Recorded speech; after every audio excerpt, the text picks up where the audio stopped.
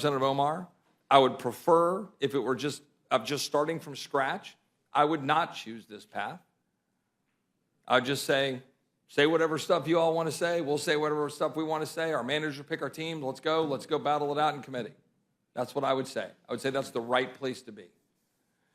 But at this point in time, it is my considered judgment that America, this isn't just another heated hearing on Capitol Hill.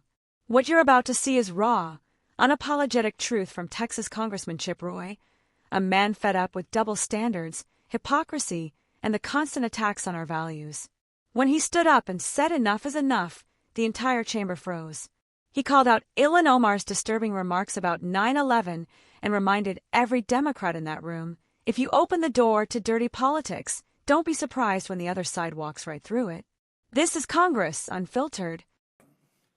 Gentleman from Texas recognized. Appreciate the chairman. I do associate myself with the remarks of the gentleman from Kentucky, but also the gentleman from South Carolina, the gentleman from Pennsylvania, the gentlelady, all the remarks that we've been talking about over here. And I appreciate the spirit of the remarks from the gentleman from Colorado. And would note that we're here for a very obvious reason. The door was opened, and now we're dealing with that.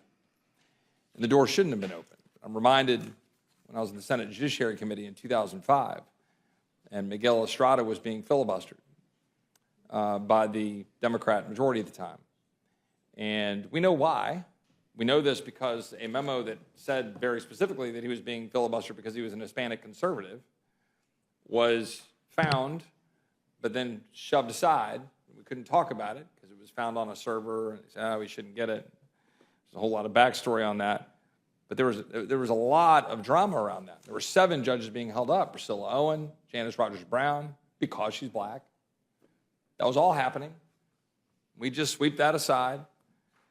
And you fast forward, and Bill Frist was being pressured to deploy the nuclear option. I remember being part of all those conversations, the Senate lawyer and the Judiciary Committee. Bill Frist decided not to deploy the nuclear option. In 2013, Harry Reid did deploy the nuclear option. 2017, then certain things changed at the United States Supreme Court. So now we live in that world. It is what it is. Now here we sit. The door was opened. I just went back and reread my speech on the floor because the gentleman, I hadn't done that yet. I went back and reread my speech on the floor. Not stand by every word of that speech. And in it, I referenced the fact that I had just a few months prior had been in agreement with some of my colleagues on the other side of the aisle with respect to January 6th, which there's disagreements on our side of the aisle on some of that with respect to the votes at the time. And that I'd taken very strong disagreement and sought apology from our colleague on our side of the aisle about some of the remarks that were said, but felt that this was not the right path to go down. I stand by that. So here we sit. I could associate myself and do with all the remarks of the gentleman from South Carolina. I have very strong disagreement with a lot of the statements that Representative Omar has made. We've covered most of them. That some people did something is the one that really sticks in my craw pretty strongly. Raises a whole lot of flags for me. I think there are a significant amount of justifications to raise issues with respect to service on the Foreign Affairs Committee, but I would not go down this road.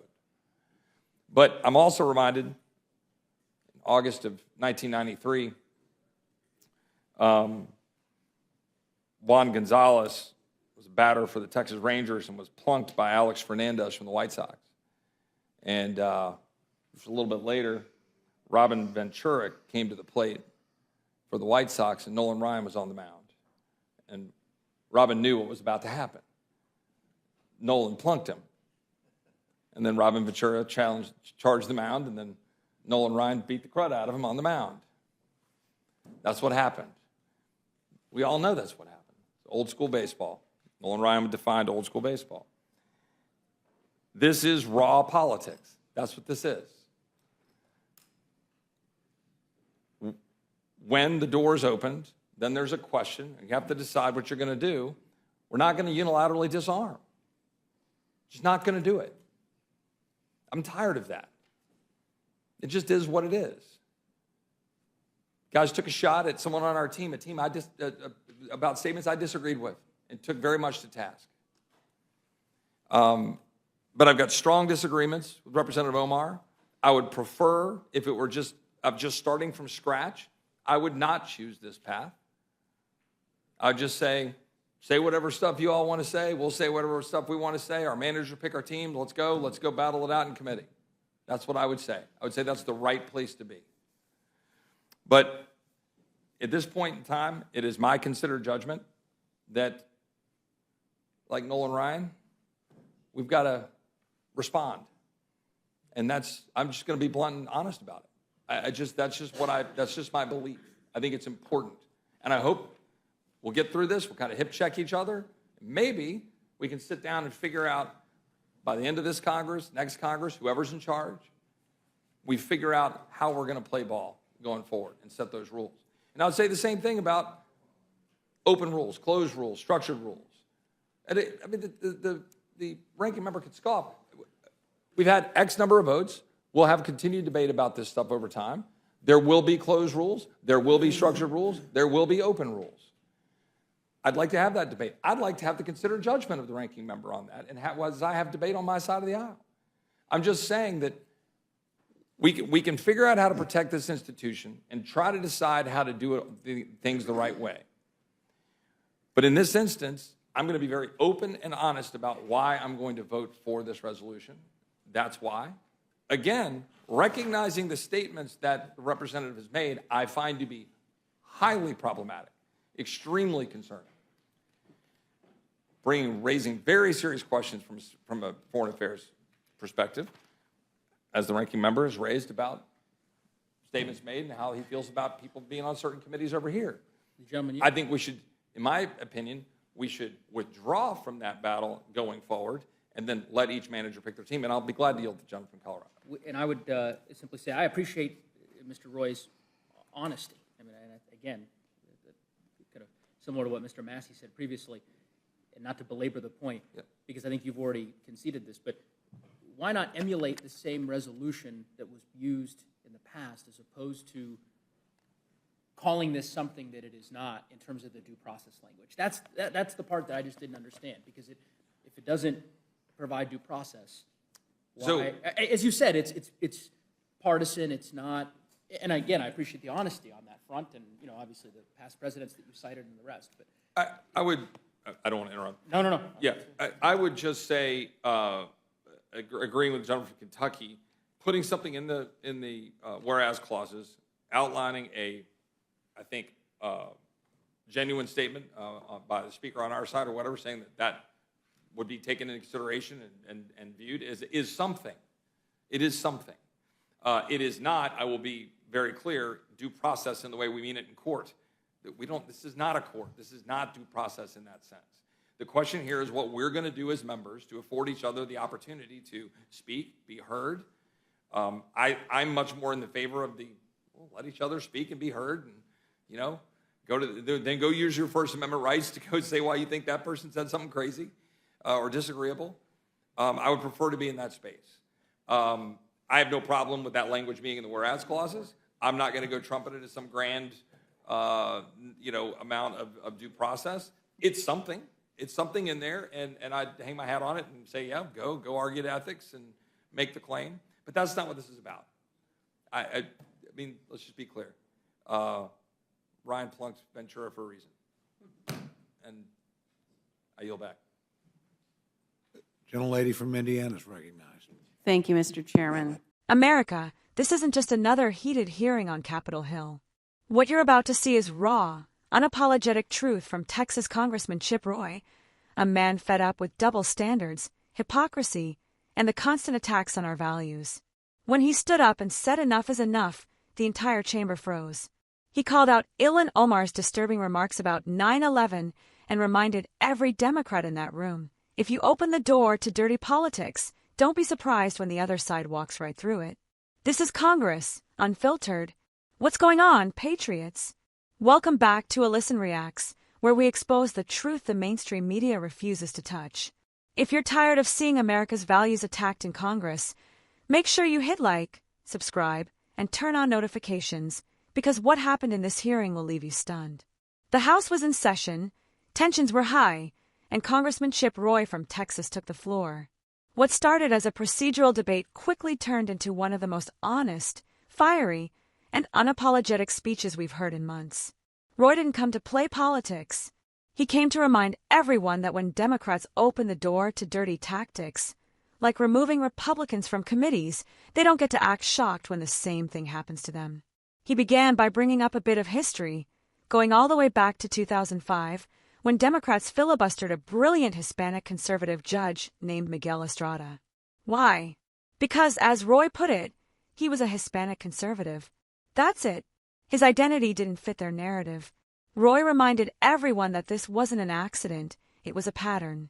Then he jumped to 2013, when Democrat leader Harry Reid decided to go nuclear, changing Senate rules to push through their judges. Fast forward to today, and those same Democrats are crying foul because the rules they created are now being used against them. Roy's message was simple: you open the door, now live with it. But then, things got personal. Roy directly addressed Ilhan Omar and her infamous "some people did something" comment about 9/11. You could feel the anger in his voice, not performative anger, but the kind that comes from a place of real patriotism. He said that comment sticks in his craw, that it deeply offends him and millions of Americans who lost loved ones that day. And you know what? He's right. To trivialize 9/11, to brush it off like it was nothing, is beyond disrespectful. Roy made it clear that someone with that mindset shouldn't be representing America on the Foreign Affairs Committee. Then came the moment that left everyone speechless. Chip Roy compared what's happening in Congress to old-school baseball. He recalled a famous 1993 fight between Nolan Ryan and Robin Ventura. Ryan, the Texas legend, got hit first. He didn't whine, didn't run away. He fought back. Roy said, quote, "Nolan Ryan plunked him and then beat the crud out of him." He wasn't just talking baseball. He was talking about politics, about standing your ground when your team gets hit, about not letting one side throw punches while the other side plays nice. That's the kind of fight the Republican base has been waiting for. No more sitting back while the left breaks every rule in the book. Roy admitted he doesn't like where things have gone, that Congress is in a bad place, but he also said he's done with Republicans unilaterally disarming. In his words, "We're not going to unilaterally disarm. She's not going to do it." That's exactly the spirit America needs right now. Fair play is fine, but not when one side plays by the rules and the other side burns the rulebook. And what's more, when he was asked about due process, Roy didn't hide behind fancy language. He flat out said, "This isn't due process. This isn't a courtroom. It's politics, plain and simple." You might not like the way he said it, but you've got to respect the honesty. For once, a politician looked the camera straight in the eye and told the truth. This is political warfare. Roy ended his speech with one message: we need to figure out how to play ball in this Congress, not by surrendering, but by setting fair rules once the dust settles. Until then, he said, it's time to respond.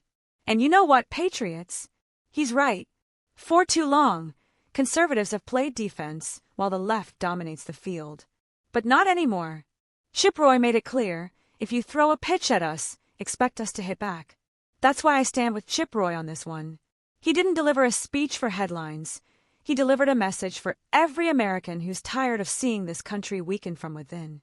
It's time to bring back the spirit of Nolan Ryan, old-school grit, accountability, and American pride. If you believe in that, if you stand for truth, integrity, and strength, hit that like button, share this video, and make sure you're subscribed to Alyson Reacts. Because this fight is just getting started, and patriots like you are what keeps it going. America first. Always.